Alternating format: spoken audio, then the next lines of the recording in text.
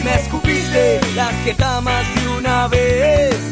De vez en cuando te acordaste de mi ser. Y es que hoy estoy y hoy me voy, hoy me quedo, qué sé yo, si al final existir es morir. Hoy estoy, hoy me voy, hoy volvimos. Le agrego letra a Maldición, le estamos escuchando la radio aquí en la 98.5, disfrutando, y aparte de escuchar vamos a tratar de hacer un poco de radio, ponerle un poco de contenido. Hoy es miércoles, hoy es día de la columna de Franco García. Hoy vamos a tener una columna que yo diría, porque me encanta inventar cosas y meterme en la idea sin preguntar cuál es la idea, de que vamos a estar dando una continuidad a la columna de la quincena pasada, porque hablamos de la familia y intervine mucho, interrumpí mucho, nos fuimos mucho por las ramas, traía todo una columna anterior y no alcanzó, quedó por la mitad. Entonces esta columna, para no poner la familia 2, o retomamos la familia, o por favor cállate que quiero hacer la familia, la columna de hoy se llama léxico familiar, que tiene que ver con esa cuestión que hace de que si vos preparás un tema y lo traes fraccionado en 5 o 6 partes y haces solamente 2, bueno, estas son las 3, 4, 5 y 6 que quedó de la semana pasada. Bienvenido, Franco, ¿cómo te va? Buenas tardes, Mario. ¿Qué tal? ¿Qué tal a todos los oyentes? Y sí, justamente, bueno, estaba pensando mientras te escuchaba que ya estamos en una especie de reunión familiar, claro, ¿no? Donde siempre hay interrupciones, donde un amigo siempre decía, bueno, si vos querés saber o vivir los malentendidos, digamos, basta con estar atento a una reunión familiar, claro, ¿no? Captar allí lo que pasa, cómo se habla, cómo se tapa uno a otro con las palabras, cómo se gritan, a veces cómo se tiran comida también, sí, claro, ¿no? O sea, pasa un poco de todo en las reuniones familiares. Justamente entonces queremos seguir un poco en esa línea, quizás podríamos trazar algunas ideas de la vez pasada, vemos que sale, ¿no? Esto creo que hay como una especie de notas, se arma una especie de notas para esta columna, pero después sigue su curso más o menos como salga, ¿no? Tiene un poco de preparado y a la vez no. Lo cual es más interesante, me parece. Está el profesional que prepara la columna y el improvisador compulsivo que se la corta y le hace muñequitos de papel para que tenga que leer a través de la forma, no sé. Sí, pero no son lugares tan rígidos, ¿eh? Yo creo que a veces se dan vuelta todo el tiempo. Eso sí, si será poco rígido, que cuando vos comenzaste el tema, y me acuerdo, y pueden ir a la columna que está en YouTube, en el canal de Tarde o Temprano, para comprobarlo, que cuando hablaste de la familia digo, qué refugio la familia. Y después me di cuenta de que cuántos problemas pues nos vean, cuántos disparan de la familia, ¿no? En la misma columna, a escasos minutos de uno y de otro, dije el yin y después el yang. Sí. Es que bueno, tiene como un doble sentido, ¿no? Porque un refugio, es cierto que puede ser un refugio, digamos, para cierto malestar inherente de la afuera, ¿no? Pero a veces un refugio, si estás mucho tiempo ahí adentro, puede ser una cárcel también, ¿no? Claro. Puede ser una especie de búnker, pero ¿cuánto tiempo aguantás dentro de un búnker, no? Está como ese cuento de los hermanitos, ¿no? Se pelean todo el día, pero ojo que venga uno afuera, ¿no? Sí. Se juntan y son tremendamente de ser generar protección uno al otro y ir contra todo lo que esté afuera, aunque en la interna es pelea constante. Yo quiero también agregar, Franco, que estas columnas tienen que ver con la vida real, la vida misma, y el punto de vista desde los profesionales que vos citás en la bibliografía que traes, en el conocimiento por lo que has estudiado, pero también a veces lo anecdótico tiene un componente importantísimo, y te voy a plantear una anécdota y ya después nos metemos en los puntos que tiene que ver con el léxico familiar. Y no tiene que ver con esas costumbres de traer frases o cosas que pasan, pero se dio mi familia, o con mis familiares, no mi núcleo familiar, sino con el resto de la familia, se dio una cuestión muy interesante, porque el fin de semana, cumpleaños mi mamá, 83 años, había estado un montón de tiempo en Europa, ahora volvió, había muchos familiares que no la habían visto desde que volvió, entonces en el cumpleaños, entre mi señora y una prima, dijeron, bueno, la forma de juntar toda la familia que está desparramada por ahí, con la excusa del cumpleaños, y que no, y lo digo, aunque parezca humor negro, y que no sea en un momento triste, como nos juntamos habitualmente, ¿no? Que puede ser un velorio, o un accidente, o una cuestión, porque la urgencia te lleva, ¿por qué no en un cumpleaños? ¿Por qué no en un momento de festejo? Y nos pasó que más allá que vinieron un montón de frases de las que se repetían en otras reuniones, que por ejemplo con primos que nos vimos en 20 años, vimos 3-4 veces, retomamos la conversación como si la última vez hubiera sido ayer que nos vimos. Sí. Y a su vez se dio de que en un momento le presentamos a una persona X que no era parte de la familia, que llegó, y entonces fui presentando, y cuando llegué a presentar a uno de mis primos, le digo, y este no es un primo, este es un hermano. Lo que no sé por qué nos hemos visto en los últimos 10 años 3-4 veces. Más allá de las redes sociales, WhatsApp, todo eso. Sí. Y los 100 kilómetros que nos separan, porque tampoco estamos en uno en Groenlandia y el otro en la Patagonia, ¿no? Bueno, es justamente muy interesante y viene muy bien, digamos, esta anécdota, Mario, porque se va a unir un poco a una lectura que voy a hacer el día de hoy, que es de un libro que se llama, justamente como se llama la columna, Léxico Familiar, que refiere, y ahora lo voy a leer, que refiere a cómo algunas frases de alguna manera reactualizan toda la historia de una familia. ¿No? En esto de, o sea, hace 20 años nos vimos 2 o 3 veces, no nos vemos. Sin embargo, cuando nos vemos, con lo mínimo nada más, ya sabemos, ya hay una filiación, digamos, a partir de las palabras, no solo sanguínea, sino a partir de las palabras, que hace que eso haga que seamos familia también, ¿no? Lo cual es muy interesante, cómo se reactualiza todo, pase o pese al paso del tiempo, justamente, ¿no? Así que bueno, la columna de hoy es justamente el léxico familiar, ¿no? Léxico, como es su sinónimo, digamos, sería como el vocabulario, ese conjunto de palabras que utilizamos o que forman parte de un idioma o un lenguaje, ¿no? Ya la vez pasada habíamos hablado un poco de Freud, el padre del psicoanálisis, que mencionaba a la familia como la novela familiar, ¿no? Esa especie de relato que es la familia, que tiene una historia, que tiene personajes, que tiene frases, por supuesto. Entonces hoy sería interesante como ahondar un poquito más en estas narrativas familiares, ¿no? Lo cual ahí ya tiene toda una referencia literaria. Entonces, para esto hoy quisiera traer un par de referencias literarias justamente, y la primera de ellas es una de Natalia Ginzburg, una escritora muy conocida, que tiene un libro muy particular que se llama Léxico Familiar. Y es impresionante este libro porque en realidad es la historia de ella, es una especie de autobiografía a partir de sus recuerdos, ¿no? Entonces ella relata toda su vida, toda su niñez, su adolescencia y su adultez en un contexto de una Italia bajo el fascismo. Entonces pasan muchas cosas, ¿no?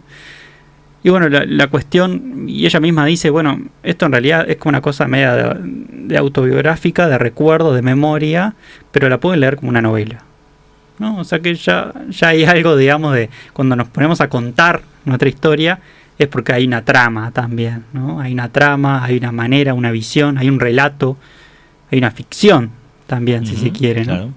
Entonces, en este libro es muy interesante porque Natalia en varios pasajes explica, o mejor dicho, traduce muchas veces el lenguaje materno, ¿no? Dice, bueno, en el lenguaje de mi madre, si se refería a una persona de tal manera, significa que, claro, ¿no?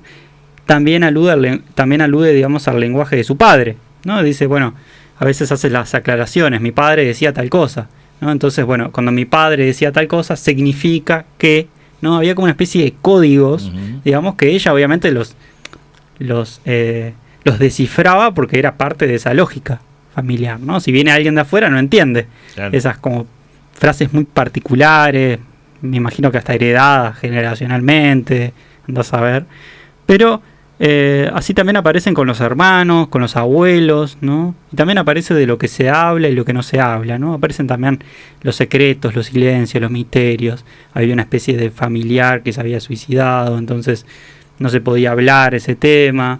había una pareja que como que estaban juntos pero no estaban casados, entonces tampoco se podía hablar mucho de eso, ¿no?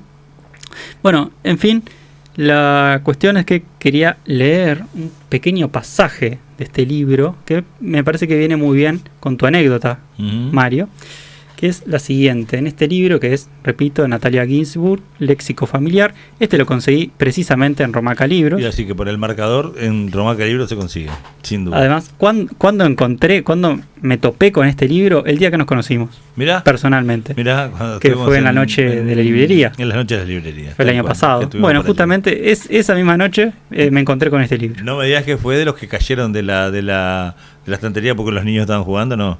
No recuerdo tanto, no recuerdo. No tengo la memoria de Natalia Ginzburg. Hubo un pequeño accidente muy gracioso, dice, los libros quieren irse. Han caído unos cuantos.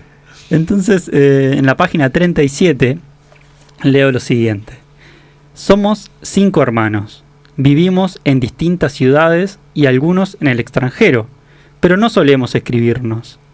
Cuando nos vemos, podemos ser indiferentes o distraídos los unos de los otros, pero basta que uno de nosotros diga una palabra, una frase, una de aquellas antiguas frases que hemos oído y repetido infinidad de veces en nuestra infancia, para volver a recuperar de pronto nuestra antigua relación y nuestra infancia y juventud, unidas indisolublemente a aquellas frases, a aquellas palabras. Una de aquellas frases o palabras nos haría reconocernos los unos a los otros en la oscuridad de una gruta o entre millones de personas. Esas frases son nuestro latín, el vocabulario de nuestros días pasados. Son como jeroglíficos de los egipcios o de los asirios, el testimonio de un núcleo vital que ya no existe, pero que sobrevive en sus textos, salvados de la furia de las aguas, de la corrosión del tiempo. Esas frases son la base de nuestra unidad familiar, que subsistirá mientras permanezcamos en el mundo, recreándose y resucitando en los puntos más diversos de la Tierra. Fin de la cita. Le cuento que no leí este libro, que la anécdota es real y se asemeja pura y exclusivamente a lo que yo planteaba. Y por ejemplo, para agregarle otra, para ir al análisis, tiene que ver con una frase que viene de los años 90 del Mundial de Italia, cuando yo trabajaba con mi primo en ese entonces, con entonces en la media hora del almuerzo leíamos la parte de deportes del país, porque estaba el Mundial ya estaba en marcha, y claro, la información no es hoy 25 canales pasando, era lo que venía del diario y después un resumen en el informativo de la noche. Y había un titular grande que el presidente del Génova, creo que era el cuadro donde jugaba Maradona, que no podía creer que no había sido titular Aguilera, ¿no? El Pato Aguilera. Ajá. Y el titular decía muy grande, decía, ma como, Aguilera no cueca. Si uno lo leía porque le habían puesto en italiano. Sí. Entonces de ahí, cada vez que te dejaban afuera de algo o faltaba algo, era ma como, Aguilera no cueca. y el domingo, en una picada de cosas, pasó de largo el plato y fue matemático. Los dos a la vez a dúo, ma como. Entonces, esas cuestiones son reales y tal cual. Yo creo que Natalia Ginzburg lo observó con mucho tino, pero no descubrió nada. Está en la naturaleza. Exacto, es como una complicidad allí que se da, ¿no? En esos encuentros con un familiar. Pero también me interesó mucho esta idea de esa especie de latín propio de cada familia, ¿no? Sí, y en esto de que, bueno, vivían en el extranjero y demás, eran 5 hermanos, pero una vez el disparador era una pequeña frase, algo que se había dicho, o entre ellos, como podría ser el macomo, como también podría ser la herencia de esas frases repetidas, ¿no? A nivel familiar, que ya reactualizaba todo y sacudía las aguas, digamos, y no importa el paso del tiempo ni el olvido, sino que ya eso se reactualizaba y aparecía sobre arriba de la mesa, ¿no? Lo cual eso me parece, bueno, muy interesante, porque cada familia, digamos, tiene su lenguaje. Eso es muy particular, porque podemos decir, bueno, tenemos un idioma, que más o menos ahí lo hablamos como podemos, pero después, en la interna digamos, de cada núcleo familiar, ¿no? Se dicen cosas, pasan cosas, el acento, ¿no? Ni que hablar cuando hay familiares, digamos, extranjeros, o bueno, cuando vienen padres inmigrantes y demás, ¿no? Ya hay como en el acervo, digamos, o de base, unas ciertas palabras o acentos y demás que quizás ya no tiene tanta razón de ser, pero aún se conservan, digamos, una especie de herencia léxica, ¿no? Podríamos decir. Entonces, pensaba en una conferencia que había traído la vez pasada de Miller, un psicoanalista francés, que se llamaba Cosas de familia en el inconsciente, y propio Miller plantea que el lugar de la familia queda unido a la lengua que uno habla, ¿no? Es decir, que hablar, dice Miller, hablar en una lengua ya es testimoniar el vínculo con la familia, ¿no? O sea, y lengua no solo referido, digamos, a una cuestión de idioma, ¿no? Sino yo creo que se refiere más a estas lenguas particulares, ¿no? A estas frasecitas, a esos remates que se utilizan, ¿no? Que cada uno puede utilizar o sabrá cuáles son en cualquier reunión familiar, ¿no? Y que solo tiene sentido en ese vínculo familiar, ¿no? Y qué difícil a veces cuando presentás a tu pareja o cuando presentás a alguien que viene justamente de afuera, a un amigo, lo que sea, tenés que explicarle la dinámica de eso también, ¿no? Mira, mi tío dijo esto porque en realidad es porque, como la historia que recién contaste, por Macomo, ¿no? Del Pato Aguilera. ¿No? Es decir, también lo tenés que hacer entrarlo en unas coordenadas que son a veces cerradas y son solo, digamos, se logran solo con esa complicidad familiar, ¿no? Entonces, a modo de ejemplo también traje otro, que es un libro de una escritora argentina, Silvia Molloy, que se llama Vivir entre lenguas, ¿no? Y tiene una historia muy particular porque su madre fue argentina, su padre inglés y su abuela francesa, ¿no? Lo cual hay una mezcla interesantísima. Entonces este libro relata un poco sus reflexiones de cómo era vivir entre lenguas y también entre idiomas, claro, ¿no? Entonces había algo muy particular, que la madre no hablaba inglés. Entonces para hablar con la madre ella tenía que hablar en español y con el padre en inglés. Y en las reuniones familiares no podían hablar en inglés porque la madre quedaba excluida. Tenían que hablar una especie de... Sobre todo el padre hablaba un español, pero un poco malo. Entonces, esas reuniones familiares sí que... si en un idioma eran curiosas, o sea, y pasan cosas, imagínate en estos idiomas, ¿no? Uh-huh. Y luego ella, un poco más tarde, aprende el francés como una especie de traer a la abuela, ¿no? Fue una especie como de homenaje a la abuela, entonces aprende francés y habla en los 3 idiomas, ¿no? Entonces, quería leer un pequeño pasaje de este libro, que es en la página 19, que dice: la casa reproduce las divisiones en la novela familiar. Español con la madre, inglés con el padre, mezcla, cuando no te oyen, entre hermanas, como una suerte de lengua privada, ¿no? O sea, qué interesante, digamos, que primero que marca las divisiones en esta novela familiar, ¿no? Una novela familiar que claramente está marcada por los idiomas, por las lenguas, ¿no? Que son totalmente diferentes. Y también ese lenguaje privado entre hermanas, ¿no? No podríamos decir primos, podríamos decir lo que sea, ¿no? Había en esto de la idea de la complicidad, como planteabas hoy. Cómo se arman en esa mezcla entre inglés y español una lengua privada, propia, ¿no? Que se zafa un poco de los padres. Yo creo que en última instancia siempre nos queremos zafar un poquito de nuestros padres, ¿no? Siempre pasa algo, o sea, en eso. O sea, hay algo como de una repetición, pero una repetición que queremos de alguna manera que no sea tan igual. Ni hablar, ¿no? Ni que hablar que son tiempos diferentes, siempre son generaciones que siempre son diferentes. Y ni hablar que el idioma familiar marca al nuevo integrante de la familia. Parecía un humorista por ahí en algún entonces, ¿no? Si será, la naturaleza será sabia que el pibe nace en Japón y aprenda y habla japonés. Termina hablando japonés. Imagínatelo para un uruguayo. Si nace un uruguayo en Japón, lo que se le complicaría para comunicarse con su padre, ¿no? Es buenísimo. Aparte, es como que da cuenta, digamos, que el idioma y la lengua sería natural. Claro. ¿no? Cuando en realidad es un constructo artificial. Es una construcción que tiene que ver, claro. ¿No? Sí. Que además tiene toda una historia, ¿no? O sea, sin porque duda. quizás deberíamos hablar inglés. Si hubieran pasado algunos sucesos históricos, estaríamos hablando en otros idiomas, ¿no? Está claro. Sí, sin duda. Pero bueno, la historia de las lenguas y demás es sumamente interesante, pero para eso quizás habría que traer a alguien idóneo. Para eso nosotros somos improvisadores, está claro que estamos improvisando un poco. De este lado del vidrio no pongo ninguna duda. De ese lado trae mucho material de apoyo, pero sí, de ese lado no le pongo ninguna duda. Es para tapar la ignorancia inherente que uno más o menos trae. Ni hablar.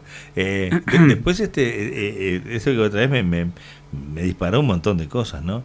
Porque hay hasta momentos de la niñez que y tiene que ver con esas hermanas, con el idioma casi privado, ¿no? Sí. De que uno hasta explora en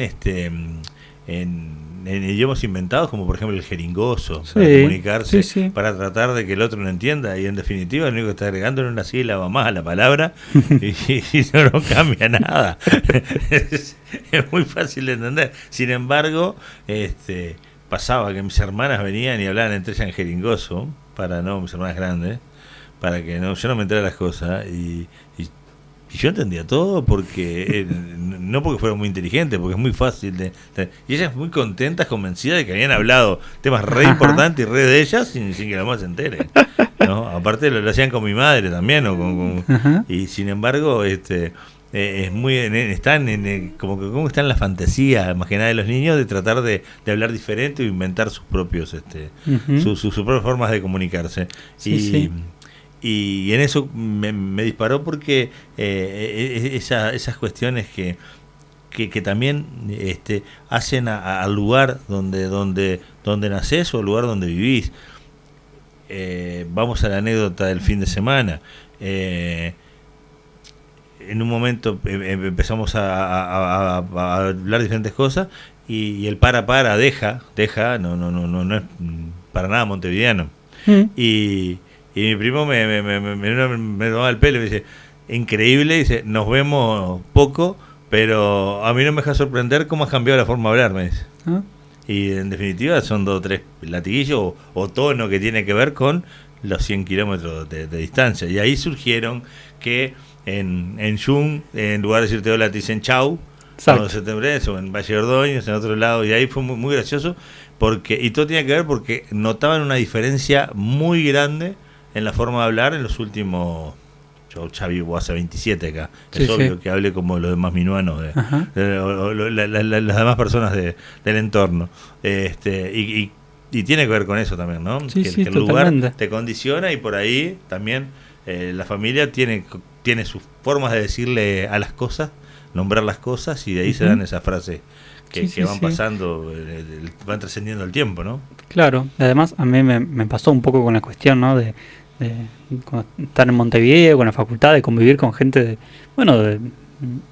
de muchos departamentos diferentes, y pensar que a 100, 120, 200 kilómetros de diferencia nada más, siendo uruguayos, se hablaba tan diferente, ¿no? No sé, Tacuarembó de tal manera, Durazno de tal otra, o sea, era como aprender otro idioma en cierto punto, ¿no? Por lo menos otra lengua en realidad sería. Claro, otra lengua, sin duda. Y me parecía tan delirante, digamos, de que no se hablara más o menos como había hablado hasta mis 18 años, ¿no? O sea, había algo allí que tenías como que adaptarte también a escuchar de otra manera y demás. Y lo cual hace súper interesante, ¿no? Las cuestiones de las lenguas, de los dialectos, del lunfardo, ni que hablar, ¿no? Con el tango, si nos metiéramos en el tango, sería a mí muchas veces se me hace indescifrable muchas canciones del tango, ¿no? O sea, tengo que estar muy atento y más o menos seguir alguna línea o buscar algunas palabras, porque si no las logro descifrar o más o menos entender por dónde va, ¿no? Muchas veces me pasa eso con el tango, ¿no? Sí, el tango tiene mucho del mensaje en lunfardo, y lo cual habla de acciones que fueron en el siglo pasado, ¿no? Claro. O hace más de un siglo, ¿no? Entonces también hace de que hay costumbres que ya dejaron de ser, ¿no?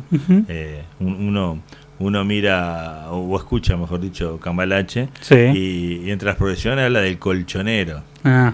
Claro. ¿No? Ser colchonero, rey de basto, polizón. Uh-huh. Es que hoy, hasta hoy es muy difícil ser polizón, ¿no? Con todos los sistemas de seguridad que hay para subir un barco, un avión. Sí.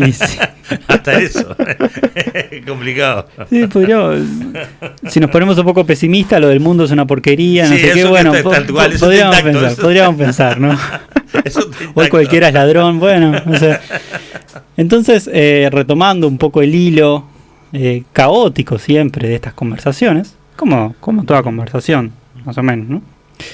Entonces, digamos que la familia está presente bajo las palabras también de una persona, ¿no? De las que enuncia, de las que dice, o de la que le habla sin darse cuenta también, con la que habla sin que se dé cuenta, ¿no?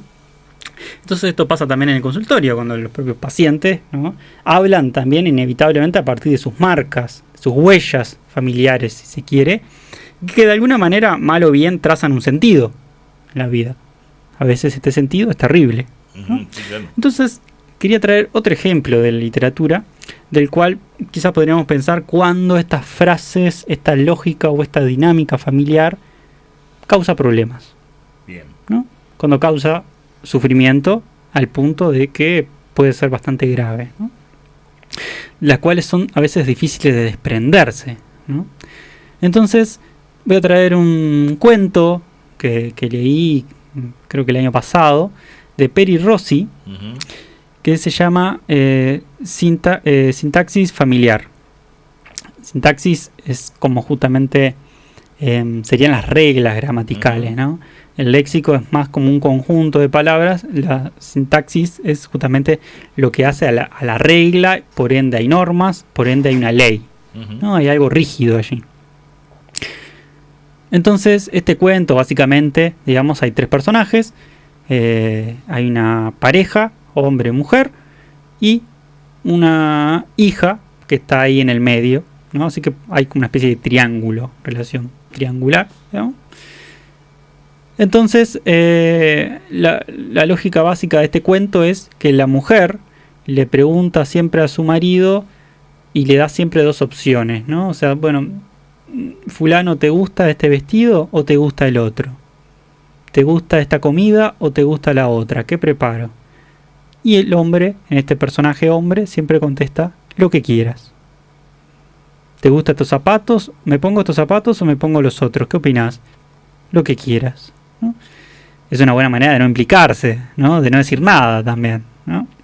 Entonces, este personaje femenino, esta hija, nota eso.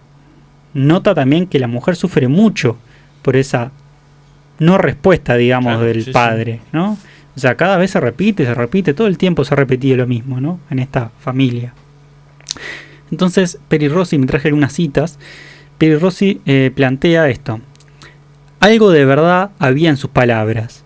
Si mi madre se ponía el vestido azul o el blanco, nada en la... Nótese acá las palabras que utiliza Peri Rossi para describir. Nada en la helada gentileza de mi padre cambiaba. Ninguna fisura se abría en la hermética oscuridad de su deseo inexpresivo. Dolorosamente me di cuenta de que las relaciones más profundas se estructuraban muy sólidamente en fórmulas rígidas y repetitivas. La imposibilidad de romper el lazo se manifestaba en la imposibilidad de modificar la sintaxis. Digamos, confieso que en realidad creo que con este cuento me enamoré de Peri Rossi, al menos de su escritura, ¿no? Y bueno, estuve profundamente enamorado, me parece, de esta manera de describir esta escena, ¿no? Este personaje difícil de ponerle palabras, ¿no? Alguien que siempre contestaba lo que quieras, ¿no? Ese personaje familiar, masculino, de pocas palabras y demás, y Peri Rossi lo describe de una manera, ¿no? Esta hermética oscuridad de su deseo inexpresivo.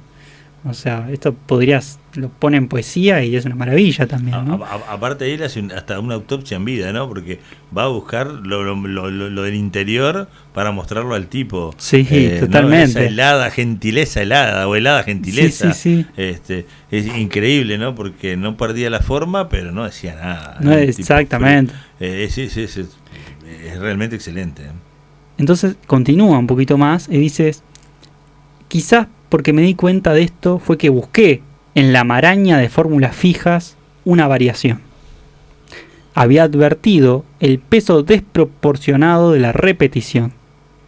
Cada vez que mi madre le decía, ¿quieres entremeses o ensalada?, él mecánicamente respondía, lo que quieras.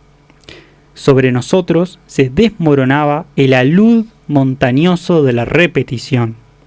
No era el peso de una sola pregunta ambiguamente contestada. Era la acumulación de los días, de las frases, la que caía sobre nuestras espaldas. Entonces, luego de varios intentos y demás, este personaje actúa e intenta romper esta repetición, digamos, ¿no?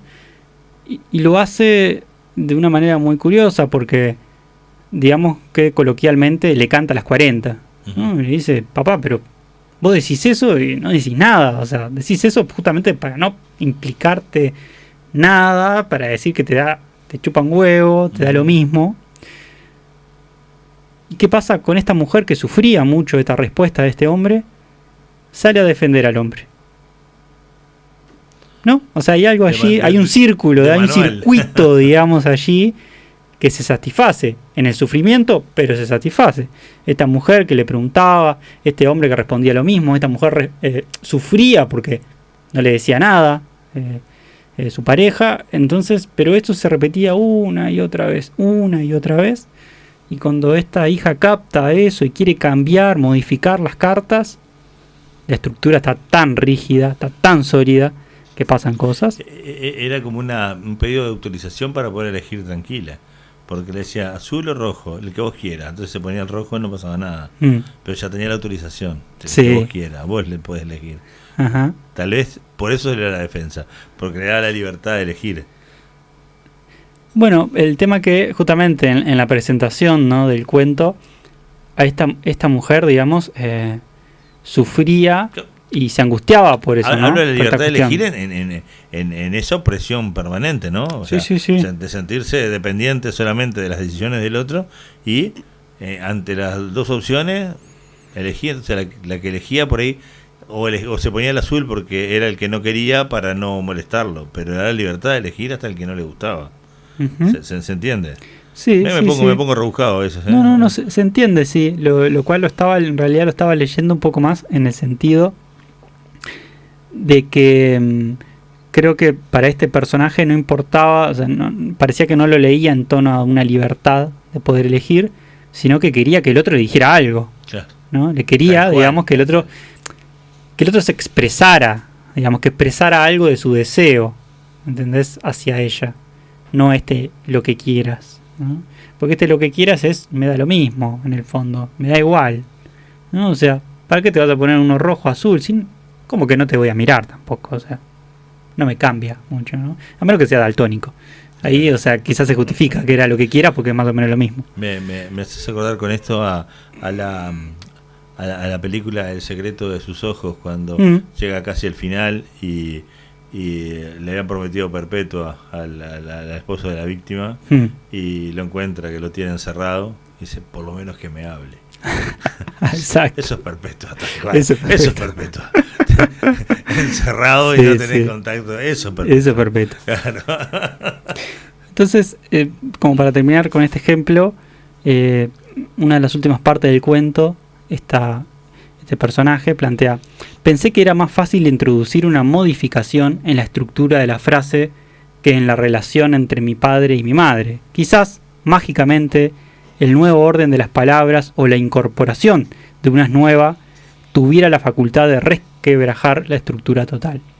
Es decir, que quiso que este hombre se implicara, que no respondiera siempre lo mismo, que respondiera otra cosa, y que quizás con otras cosas, respondiendo de otra manera, la dinámica familiar cambiaría un poco y sería un poco menos sufriente, ¿no? Adelanto que la cosa no termina bien. Entonces finaliza Peri Rossi con lo siguiente, ¿no? Otra vez la gramática conocida, la sintaxis rígida, ¿no? Por ahí termina, ¿no? Porque por más de ese intento, además, quedaba en el... cuando esta hija, digamos, le canta a las 40 a este hombre, la mujer se desmaya, ¿no? Es decir, no podía creer que le había cantado esa verdad al padre, ¿no? Por más que ella también sufría con esa situación, había algo también que si vos movés eso, o sea, pasan muchas cosas. El miedo a los cambios. También podríamos incluirla, digamos, a partir de ahí. El miedo a los cambios. Porque eso en el fondo, el cambiar, eso también es una trampita linda con la que caen muchas veces las propias personas que consultan, ¿no? Por eso a veces hay algo de un arte en el análisis, que es, vos al principio podés mover un poquito, pero no mucho. Porque en el fondo, el que viene a quejarte de algo, el que viene a expresar su dolor por algo, quiere cambiar o quiere que todo vuelva como sea antes, ¿no? Y ese antes muchas veces es hasta peor. Era dramático, claro. Entonces la idea del cambio, vengo porque quiero cambiar, vengo porque quiero mejorar, ¿no? A veces es bastante tramposa la cuestión. Porque en el fondo hay algo, digamos que ahí ya sería el plano más inconsciente, hay algo que se satisface, el inconsciente, digamos, se satisface muchas veces en el sufrimiento o en el padecimiento, lo cual para la etapa consciente, para lo consciente, digamos, es contradictoria, no tiene lógica, pero hay algo que después Lacan, este psicoanalista francés, llama goce, pero no es un goce de placentero, sino es un goce en realidad sufriente. Hay personas que gozan, digamos, en el sufrimiento. Hay un goce inconsciente, si se quiere, ¿no? Entonces, una y otra vez hacemos lo mismo, una y otra vez hacemos las mismas cagadas, una y otra vez elegimos mal la pareja, una y otra vez sufrimos por las mismas cosas, ¿no? Entonces, en eso también hay como una sintaxis del sufrimiento, ¿no? Del padecimiento, ¿no? Es como... pasa mucho, ¿no? O sea, bueno, no sé, ponerle si lo ponemos en lugar de las parejas, o más fácil, con el ejemplo de alguna adicción también, ¿no? O sea, con el cigarro y demás, ¿no? O sea, bueno, no, pero esta persona fuma porque no es consciente del daño que le está haciendo. Ojo, quizás es al revés, porque es consciente del daño que le está haciendo, por eso fuma, lo cual ahí cambia la lógica totalmente, ¿no? Tal cual. Entonces, esto en realidad no tiene ningún sentido si lo pasamos por la lógica. ¿Por qué haríamos algo que nos hace mal? Claro, tal cual. ¿No? Pero sin embargo lo vemos todos los días, ¿no? Constantemente. O lo vivimos, por lo general también, lo vivenciamos en nosotros mismos, ¿no? Lo cual eso ya hace que el bicho humano, digamos, sea algo tan complejo y particular, y que si lo pasamos por una lógica o por el sentido común, no hace las cosas del sentido común, ¿entendés? Hace y se da con la piedra 1, 2, 3, 20, 30, 40 veces, ¿no? Lo cual no pasa lo mismo, por ejemplo, cuando ponen el cerco eléctrico y el ganado, una vez que choca, ya está, no pasa, ¿no? Pero pasa así en los seres humanos con las normas, ¿no? Porque hay un montón de normas que alguien decía una vez, lo que pasa es que las normas se tuvieron que poner para poder ordenar, pero a su vez no tiene que ver con que la gente no sepa que se maneja por la derecha, que se circula a pie por la acera, y el semáforo en rojo para detenerse y en verde para seguir, y siguen sucediendo accidentes y sigue pasando. Si está como ese reclamo de que necesito normas para andar mejor, sin embargo las quiebro todas, las rompo todas y cruzo con la roja, camino por medio de la calle, en fin, la que se te ocurra. Puse el ejemplo de tránsito porque es el más por ahí, el que se me vino más rápido a la mente, pero tiene que ver con eso. En el simple hecho nomás de habernos tenido que poner normas, es porque ahí hay como una cuestión de que consciente o inconsciente voy a hacer la misma macana. Sí. Que se me ocurra. Exacto, aparte ahora que estás comentando eso, y con este ejemplo de la vaca y el cerco eléctrico, así de raro son las asociaciones de ideas también. Claro. Estaba recordando un pasaje de un texto de Freud que justamente habla de esto de los carteles, las señalizaciones y de las prohibiciones, ¿no?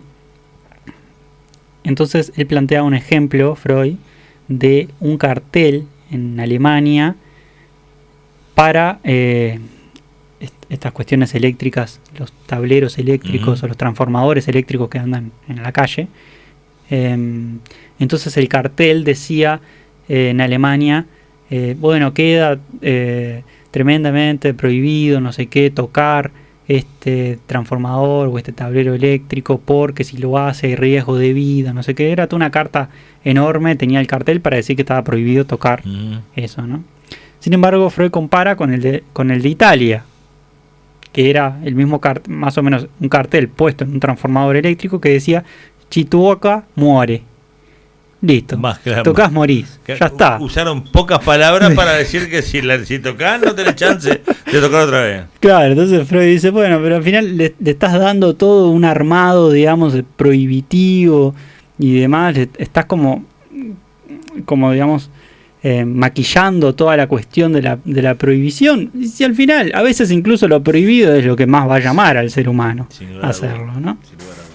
Está claro que bueno, una vez un docente, recuerdo, ponía un ejemplo de bueno, si este docente daba clase en secundaria y decía, bueno, una vez llevé un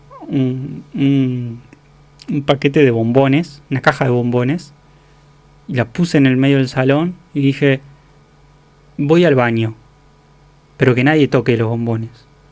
Fue hasta el baño y cuando volvió ya no quedaba ni el cartón, ¿no? Está claro que esta cuestión prohibitiva, esta cuestión del no podés hacer eso, la norma, la ley, la regla, siempre va a haber, o mismo aspira siempre a ser rota, ¿no? O sea, o por lo menos tienta, ¿no? Hay algo del fantaseo también con eso, ¿no? Estoy haciendo algo prohibido, no me pueden ver, no me pueden atrapar, pero también qué adrenalina, qué fantasía hay en la posibilidad también de ser atrapado. Sin duda, sin duda. Que si hubiera quedado en la clase y dice no lo toquen, nadie los toca porque estaba ahí quien ha dado la orden. Sí. Pero es como el cartel de pares. Si vos tenés un inspector al lado del cartel de pares, seguro que paran todos, ¿no? Sí, sí. Esa cuestión de que mismo lo han aplicado en algunos países, en la entrada a una autopista, un cartel con un auto de policía, el policía parado, que de lejos parece que fuera el policía, todos disminuyen, cuando llegan se encuentran que es un cartel. Sí. Es tal cual, a veces precisamos el detalle que realmente sancione. Él, si toca, muere. Sí. Entonces no te da la chance de probar, porque el otro decía que era peligroso, pero a ver si es tan peligroso y te morís, ponele. Pero no, mucha explicación técnica, pero sí, no te decía la raya, la raya, el límite, pero marcado sin nada más adelante, porque a veces ese límite, y pasan cosas, puede estar de un lado o del otro, vas para acá y vas para allá, sí, con total libertad. Y ni que hablar que hay otras leyes que son simbólicas, inherentes, naturales, si se quieren, pero que en realidad tuvieron que ser impuestas, que son, por ejemplo, la ley del incesto. Claro. ¿No? Si estamos hablando de lo familiar y demás, no podés, digamos, mantener una relación íntima con tus hermanos, ¿no? Con tus padres, ¿no? Pero eso se tuvo que marcar, se ha tenido que marcar, digamos, ¿no? Lo cual, por ejemplo, en los animales pasa que hay que también muchas veces separar o castrar, en su caso, porque no hay en sí mismo, no está instaurada simbólicamente esa norma, ¿no? Entonces puede haber un relacionamiento ahí, una mezcolanza, como sea, ¿no? O sea, porque no hay justamente una ley, pero sin embargo nosotros sí nos han puesto una ley, que está claro que muchas veces no se cumple, ¿no? Y pasan cosas con eso también. Pero bueno, siempre nos vamos un poquito del camino, no importa. Es más, tenías todo un ejemplo más, pero lo voy a dejar porque si no volvemos más. Entonces, en realidad, resumiendo algunas cuestiones, lo interesante a veces que puede ser, porque pasamos de, ¿no? Ahora que me estoy dando cuenta, pasamos de una narrativa familiar, quizás de una repetición interesante, ¿no? Esto de la frase que nos reactualiza, que nos encuentra, que es nuestra herencia muchas veces familiar, a también algunas herencias o algunas frases o algunas narrativas sufrientes también a nivel familiar, con el caso de Peri Rossi, ¿no? Con el cuento de Peri Rossi. Entonces está claro que podríamos pensar, por ejemplo, en aquellos casos que uno pretende, por ejemplo, hacer lo contrario de lo que nuestros padres hicieron con nosotros. Muchas veces justamente intentamos hacer lo contrario e increíblemente hacer lo contrario a veces es hacer lo mismo pero de otra forma. ¿no? Eso es muy curioso, ¿no? Pero se ve mucho en padres, en madres y demás. No voy a hacer lo mismo que me hicieron a mí. No quiero hacer. La cuestión es que ese ejemplo, digamos, está muy presentificado en el sujeto, ¿no? Está todo el tiempo. Y cuando sucede que pasa algo y lo acerca a ese modelo de padre o de madre o de lo que su fantasía más o menos atrape, se angustia totalmente, claro, ¿no? Porque es cuando vos hiciste un esfuerzo enorme por alejarte en tu interpretación de lo que sea, y cuando querés acordar estás cerquita, estás pegadito. Y es como que a veces lo nota un tercero. Sí, por supuesto. No lo notas vos porque cometés el mismo error por la costumbre, ni siquiera de forma inconsciente, sino porque como que acá se acostumbra a... Sí. y vos querés hacerlo distinto y no te sale. Y eso es muy importante porque ahí en este caso nos da cuenta de que el rol del analista o el psicoanalista tiene que ser alguien que quede por fuera. Claro. No puede estar en un plano de demasiada cercanía. No pueden ser amigos, ¿no? No puede ser amigo del paciente. Es más, esto puede ser más polémico, se puede desarrollar en otro momento, pero no es que le vas a buscar el bien al paciente. Sí, hay que inventar una forma, construir una manera de que su paso, digamos, sea menos sufriente, que su existencia seguramente sea menos sufriente. Para eso hay que alojar a un sujeto, hay que alojar una demanda, un sufrimiento X y ver cómo se trabaja con eso, eso sí. Pero esto de, no sé, pongamos un ejemplo, no sé, un paciente tiene un concurso laboral, tiene, no sé, un examen, bueno, vas a estar prendiendo velitas para que, por favor, le vaya bien también en el examen a mi paciente, porque eso tampoco determina, digamos, que esté en mis manos, ¿me entendés? Además vos le estás deseando el bien a alguien, pero seguramente para que le vaya bien a ese alguien va a caer también al lado. Y aparte, desde el análisis, ¿no? El psicoanálisis, la velita, ¿hace una fuerza si vos no te prendés la fórmula del proceso químico que tenés que rendir como examen? Depende, si es de miel, quizás tiene más efecto. ¿Y si es de la fecha X? No lo sé, la verdad. Qué buena respuesta. Pero bueno, no, esto... O sea, y no me quería hacerla con un humor. Yo no sé. Bueno, no sé cómo hablarlo. Va a haber tiempo. Entonces, la cuestión justamente es eso, ¿no? Porque si no, ¿cómo es la cuestión? Tenés que ir de la mano, acompañar al paciente. Entonces, hasta el examen y golpearle la espalda y decirle que todo va a estar bien, que le va a ir bien. Claro. Pero ¿qué garantía hay de eso? ¿Qué sentido tiene? Porque eso le puede decir un amigo. Sí, eso... Claro. Digamos, ¿cómo decirlo? Protocolarmente le pueden decir la familia, dale, vos podés, tranquilo, o sea, te va a ir bien.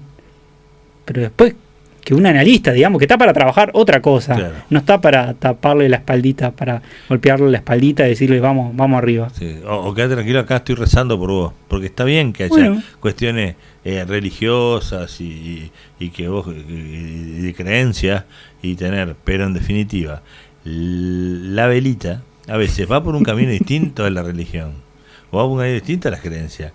Prende la velita porque el 32 de agosto se prende una velita, ¿no? O porque el cambio de estación en primavera y en definitiva tiene esas simpatías que van hasta lejos de la creencia. Entonces es complicado porque nos ponemos o porque es una costumbre familiar, ¿no? Que tiene que ver con el éxito familiar. Sí.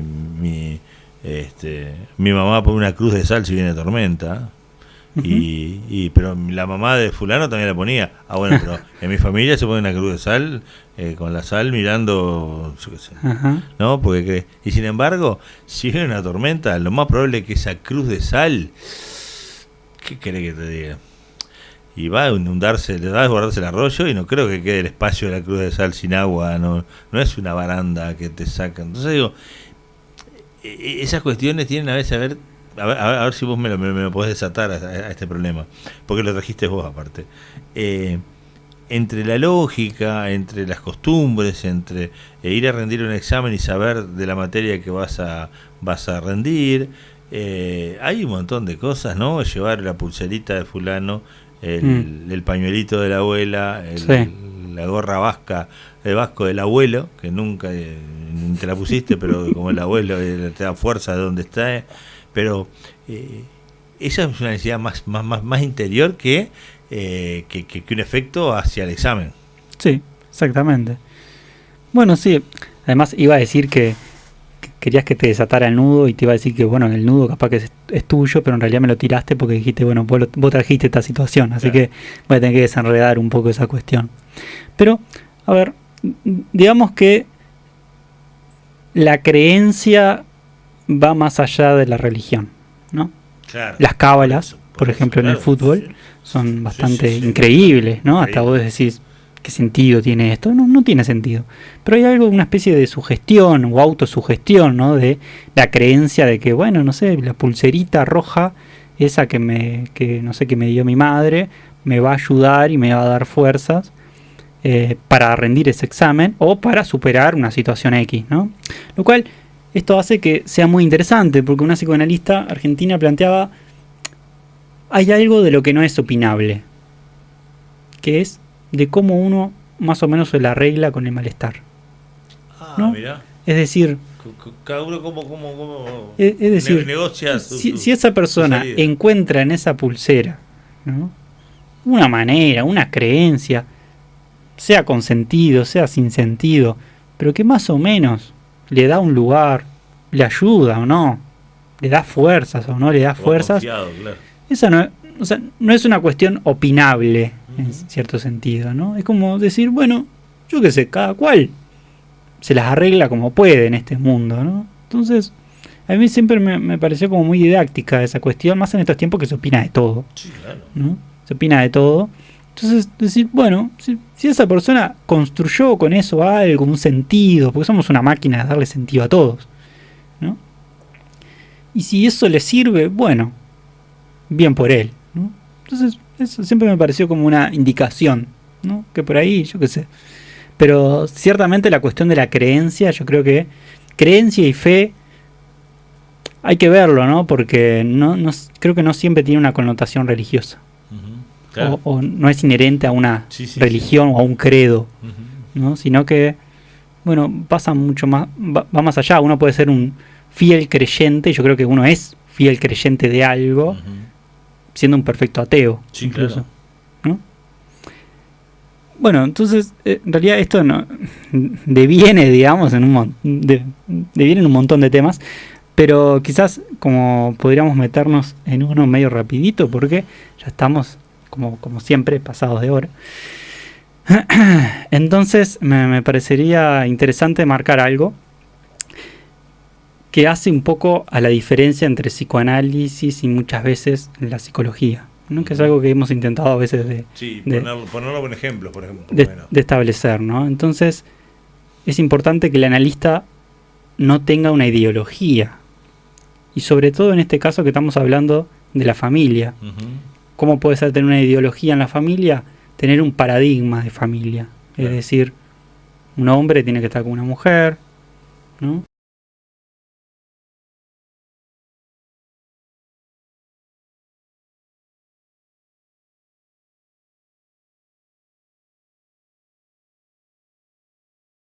Un análisis, digamos, o un analista sí puede interrogar, ver claro, en qué punto eso le produce sufrimiento, pero de marcarle, de decirle, no, vos tenés que conseguir pareja, ¿no? ¿A ti te haría bien conseguir pareja? ¿Te haría bien separarte? Por lo general, volviendo a lo mismo, hay muchas veces en las separaciones, es interesante porque es como un circuito inacabable, ¿no? Va a la consulta, se queja de su pareja, se pasa quejando, puede pasar meses pagando incluso, ¿no? Las consultas y las sesiones quejándose de su pareja, pero nunca separarse, porque el día que se separa sufre más todavía, porque ya no tiene de qué quejarse, claro, ¿no? Entonces, por eso hablamos que el bicho humano, digamos, es mucho más complejo y no pasa por una cuestión racional netamente o lógica, ¿no? Uno podría decir, bueno, sepárese entonces, si tanto le está rompiendo la vida, claro, está rompiendo las pelotas, sepárese. Y sin embargo, si vos cuando intervenís de esa manera, digamos, esa persona quizás se separa, viene y te la tira. Che, mirá que me separé y estoy peor.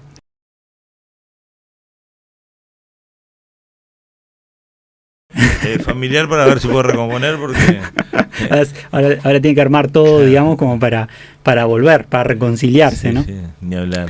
Entonces, a lo que voy con esto es que muchas veces hay ciertas corrientes de la psicología que tienen una idea de adaptación.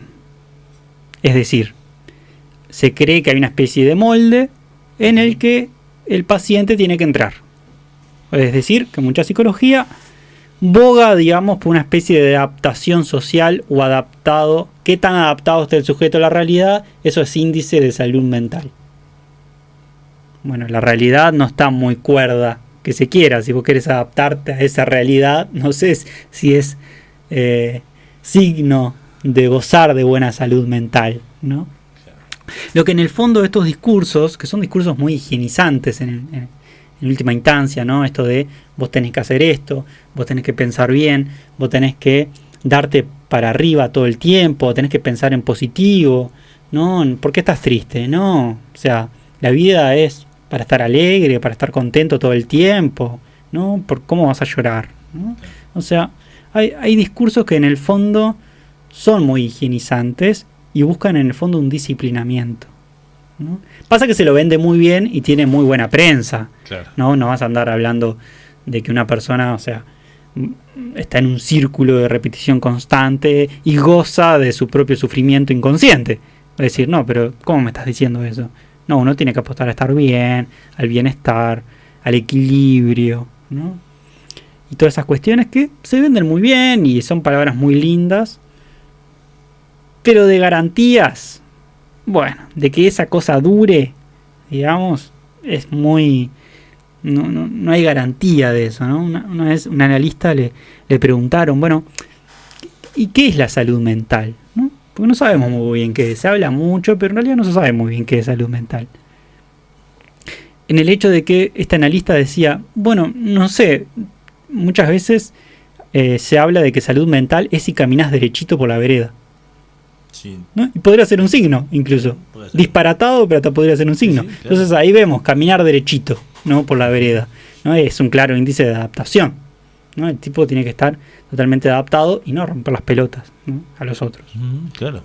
Lo cual es una definición un poco disparatada, pero no lejos de muchos discursos que justamente buscan eso, ¿no? O sea, a vos te tengo que meter por este lado y porque esto es la salud y esto es la salud mental. Y cuando no tenés salud mental, ¿cuáles serían y cómo se darían los padecimientos? Porque también tenés esa cuestión de que reglas para la salud mental, ¿no?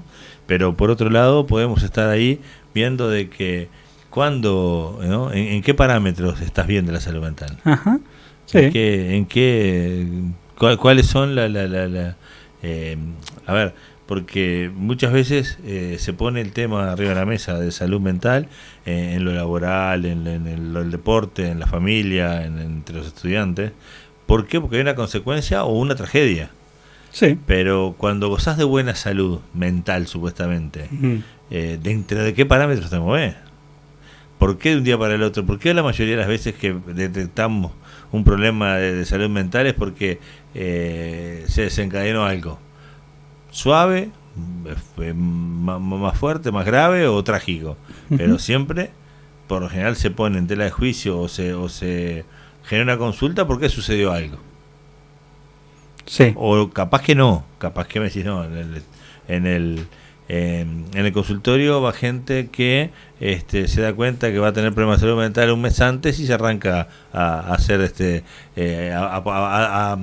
a poner plata en el banco, por decirlo de alguna manera. Y capaz que está bien. Yo noto que el entorno de cuando uno descubre que alguien está pasando problemas de salud mental, esa consecuencia de... Bien. Pues a partir de que sucedió algo y por ahí ahí te das cuenta de que sí, viste que andaba raro, viste que... Y otro pone otra opinión y dice, sí, yo lo vi, y a mí cuando me llamó la atención, que tal cosa. Pero te llamó la atención, pero no estamos preparados para tampoco dar una mano antes de... Sí, aparte el antes de también es muy, digamos, para mí es indetectable. Exacto. Para vos como profesional, tal vez Exacto, es difícil medir cómo algo puede ser signo de. Claro, ¿me entendés? porque ¿dónde está la regla? ¿Dónde O sea, empieza? por eso la cuestión de la prevención es muy problemática, ¿no? Claro. Prevenir algo, en lo que refiere a lo mental, ¿no? Sí, Porque claro. hay, digamos, cuestiones que se dan muy internamente y muchas veces se toma una decisión trágica o fatal sin un mínimo indicio de algo, ¿no? Hay cosas que hay, o sea, cuando te dice, bueno, pero, o sea, si avisa no pasa nada, o si nadie detectó nada, ¿no? Después que pasa una tragedia muchas veces. Y bueno, pero a veces es indetectable. Y vamos a lo suave, cuando de la nada deja de ir a jugar al básquetbol y de la nada se larga a llorar desconsoladamente, o de la nada le deja de gustar el chocolate. Lo que pasa muchas veces, y eso es una regla más o menos general, que la gente que acude al consultorio, por lo general, es porque algo se rompió allí. Pero algo se rompió de tal manera que tengo que ir a ver, a escuchar algo. Pero no quiere decir que por más que me anime a ir, que yo quiera cambiar eso algo. Claro. ¿Y la persona nota que se rompió algo? ¿O es porque le avisan, mirá, se te rompió la cadena de profesional y vas a tener que ver porque estás cometiendo errores? Ese romper, ¿lo nota la persona? Por lo general va a ir más a ver si en 40 minutos y para pagar menos o les pueda resolver, digamos, un problema que muchas veces tiene 20 años. Era eso, ¿no? Gracias, y se va con el problema solucionado. Exacto. Bueno, hay algo muy mecánico en eso, ¿no? Sí, claro. Entonces, como si fuera una cuestión de, bueno, como ir a una ferretería, ¿no? Dame un poco de... Da un cuerito de canilla y dejo de perder. Sí, claro. Así tengo un problemita de salud mental, necesito, y esto es una metáfora muy utilizada, un tornillo nuevo, ¿no? Esto, me falta un tornillo, te falta un tornillo. Es una cuestión muy mecánica, es una metáfora muy mecánica, ¿no? Como si el aparato psíquico, digamos, también fuera una cuestión de ir a un chapista y lo arregla y se va como nuevo. No. A veces, digamos, sobre todo en estas cuestiones, son mucho más profundas, vienen entramadas de alguna manera, de una forma tan enredada. A veces tiene una sintaxis tan grande que es muy difícil entrar. Muchas veces va, consulta porque algo así le pasó, porque si no, no va, y pues si no, ni siquiera va. O sea, casi siempre el sujeto va a hacer todo lo posible para no llamarte. Va a intentar jugar al fútbol, va a intentar jugar a los videojuegos, va a intentar conseguirse otra pareja, va a intentar capaz que separarse, va a intentar muchas maneras antes de tomar el teléfono. Ahora no te toma el teléfono, ahora te escribe un WhatsApp. Antes sí tomaba el tubo. Y antes de llamarte te mando un WhatsApp a ver si lo atendés. Por supuesto. Por esas cuestiones. Por supuesto, porque ya poner la voz es implicarse demasiado en la cuestión, ¿no? Como hablábamos la otra vez, ¿no? Golpea una puerta. Sí, exacto. Como hablábamos la vez pasada. Una puerta, ¿no? Entonces eso es algo que pasa mucho, ¿no? O sea, por eso hoy hablaba a veces de una pequeña trampita, ¿no? Uno llega a un límite, consulta, pero el mínimo esfuerzo posible. El problema no me lo toques. Dame una solución, pero el problema no me lo toques. El problema es mío. Y en muchas de esas cuestiones, ¿de qué se va a hablar sino de un familiar? ¿No? Siempre alguno metido ahí. Porque siempre dice, es recurrente, usa ese léxico familiar que me vuelve loco. Esas palabras que siempre se repiten. Entonces, esto es interesante porque a veces el trabajo analítico, y esto vamos a cerrar con esto porque si no, no vamos más, es desfamiliarizarse un poco de eso. Pero para eso se necesita un poco de tiempo y un poco de disposición también para poder intervenir de tal manera para romper, para producir un poco de corte a eso familiar que está muy cercano, está muy cerquita, digamos, y uno no puede salirse de eso. Entonces para eso necesita algún corte, algo. Y a veces falta alguien de afuera, como un analista que opere como alguien de afuera y le marque con algunas intervenciones y demás ciertos conflictos, ¿no? ciertas digamos complejidades o enredos que se notan en su discurso, para ver si se puede salir un poquito de lo familiar, ¿no? Que no implica separarse, no implica bloquear al familiar, no implica bloquear a tu hermano, a tu primo, a tu madre, a tu padre, ¿no? Entonces el análisis puede producir una separación sin necesidad de separarte del todo de ese familiar. Y convivir un poco mejor y que la cosa sea menos sufriente. Eso es importante, ¿no? O por lo menos que venga el presidente del género y diga, ¿más cómo? Este problema no se resuelve. Exacto, bueno, para no tirar eso de una reunión familiar y que se arme el lío como siempre, Tal ¿no? cual.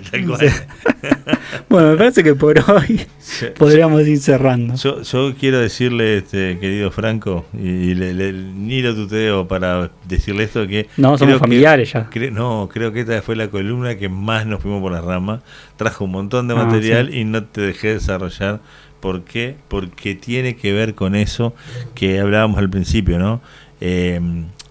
Si queremos que una columna hable del tema, tendría que ser un monólogo, y por ahí es mucho más interesante desde el punto de vista profesional, pero seguro va a ser una columna que la empieces a escuchar y digas, pero dame un ejemplo, dame algo, dame... Acá, sin embargo, digamos, en un exceso de ejemplos, a veces pasa de que dame más material, dame más entonces es imposible. El equilibrio es una cuestión que, si bien se practica, creo que es muy difícil de conseguir. Igual es pertinente también que hoy justamente no hayamos ido por la rama, porque justamente las familias tienen algo que se llama árbol genealógico, lo cual es pertinente, me parece.